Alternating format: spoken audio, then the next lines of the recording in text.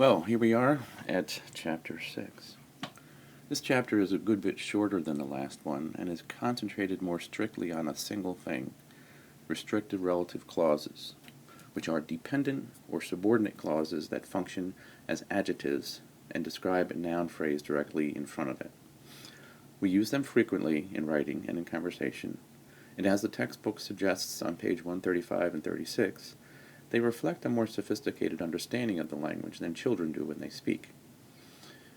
We use sentences with embedded clauses to be efficient, but also to show the relationships between the several actions within the sentence. Since the chapter is fairly straightforward, I'm just going to go over a few of the main points that might need further elucidation. And I will also include a few diagrams for examples from the textbook or ones that I've made myself, because the textbook in the last couple of editions includes fewer of these all the time, and not having these visual resources makes it more difficult for students, I found. First, I'm going to just go through this list with you so that you, well, if you want to go back and look at different parts of the video later on, you know where they will be in the video. Okay, so the first point, a restrictive relative clause forms a new constituent with the noun phrase that precedes it. The second point is relative pronouns must be at the front of the relative clause, with a few exceptions. We'll talk about that later. Number 3, the relative pronouns are who, whom, which, and that. Just 4. Whose is a different case because it replaces a possessive pronoun or a genitive noun. Number 5, relative clauses that function as an object of a preposition are different, and I'll explain that a little bit later. Relative pronouns that are fronted to beginning of the relative clause,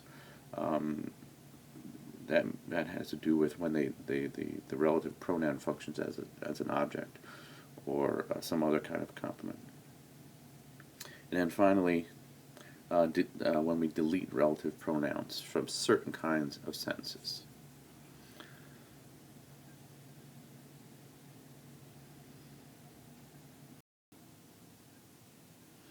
All right, point number 1. A restrictive relative clause forms a new constituent with the noun phrase that precedes it. It's a new noun phrase. The textbook hammers this home a bunch of times in the chapter, but it is important to understand this concept. The example question and the diagram of it on page 137 is used to illustrate this. The arbitrators examined the problems that had caused the strike. It's not just the problems that forms the direct object of the sentence, but the problems that cause the strike. If you look at the diagram, you can see that the branches from the noun phrase direct object, let me put that in red so I can see it better, of the sentence include both the noun phrase head and a relative clause adjective. So the noun phrase head is a label that we have not had to do before, but we will be doing it from here on in. So it's something I know that students sometimes have a hard time getting used to, but it's really important to do that.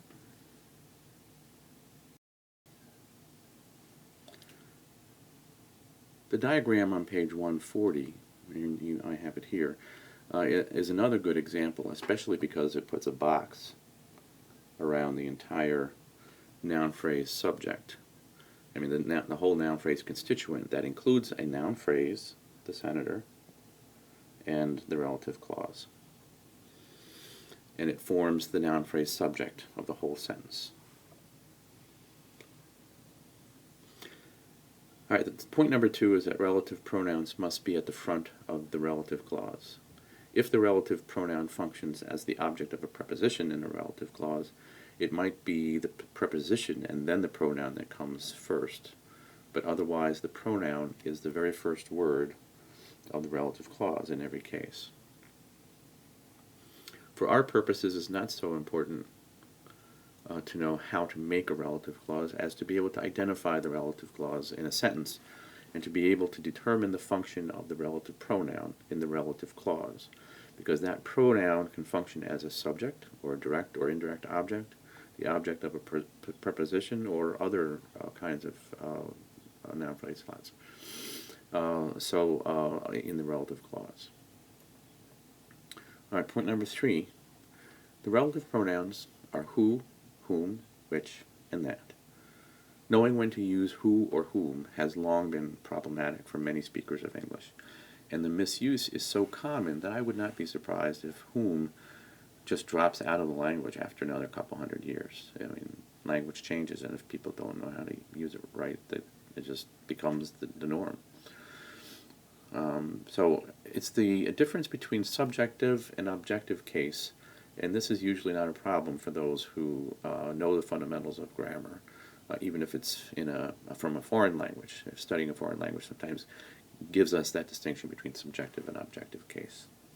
Now, there is a very funny English major skit from a Prairie Home Companion about this called For Whom. I've put a link to it on the Course Connect page. The other thing I wanted to mention, before I go to that, I don't know if you listen to Prairie Home Companion, but it's a variety show on the radio, and there is this kind of running gag of skits about English majors that are pretty funny. Anyway, the other thing I wanted to mention on the use of these pronouns is the use of that. Our text says that it's the easiest to use because it can be used for human or non-human noun phrases. This is fine, and it's true, but for some more traditional teachers of grammar and usage, that is discouraged or not allowed for human noun phrases. They say that you should always use who or whom instead of that if it's a human. So, differences of opinion. Point number 4 has to do with the word whose. It's a different case because it replaces a possessive pronoun or a genitive noun, and because it is also not a pronoun. And when it's used in a relative clause, you need to move whose and the noun phrase it's attached to the front of the clause. Here's a diagram of a sentence, similar to the example from the textbook, but the one in the textbook has a passive verb, and this one avoids having to deal with the passive in maybe a little more simple way. So what I'm saying here is that it's not just whose that is brought to the front of the relative clause, but whose charms.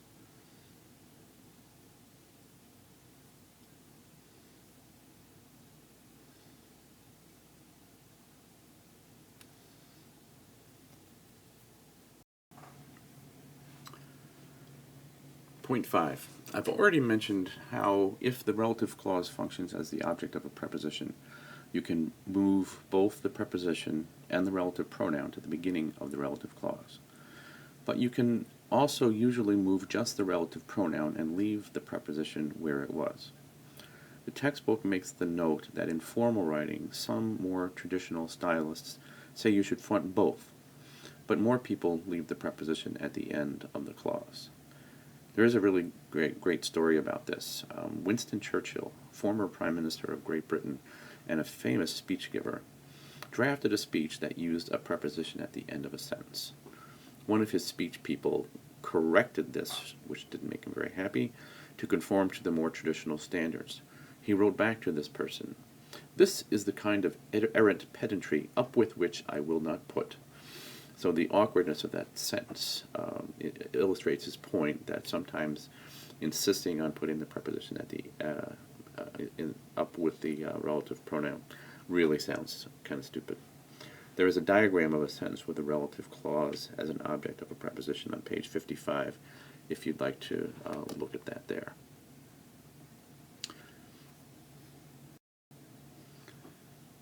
Point 6. Diagramming sentences in which the relative pronoun functions as a noun phrase other than the subject in the relative clause can be rather complicated, as the pronoun is moved up to the front of the relative clause. The textbook shows you a diagram of just such a relative clause on page 147, but it doesn't show you a whole sentence, so what I've done here is provide you with a diagram of the whole example sentence. So in this sentence, that functions as a direct object. If the condominium owners share the upkeep expenses and that their property demands upkeep expenses. So that is standing in for what would be here for the direct object noun phrase slot. So that's what gets fronted here. And then, but before what we were seeing is that often that the that or the who would be substituted for the subject. But here is the subject of the relative clause, and the that is brought up from the back.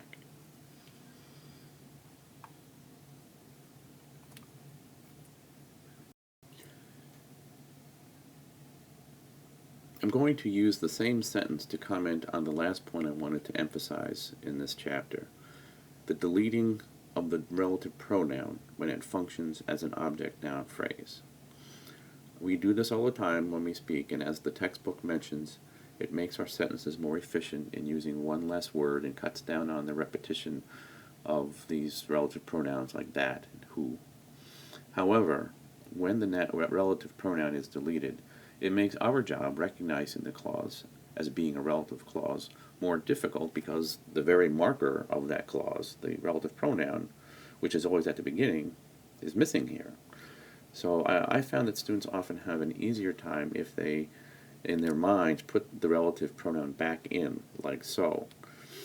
If the sentence that is given does not have a relative pronoun in it, but if we were able to recognize that if the sentence is condominium owners share the upkeep expenses their property demands, it might help in terms of visualizing the sentence, especially in a diagram form, if we put that relative pronoun back in. So you can feel free to do that. I put it in parentheses here to show that it's not actually in the sentence. But whenever you want to, if you're doing that in terms of your analysis, you can do it that way. That'd be fine. All right, I think that's it for now. Good luck with the quiz for Chapter 6.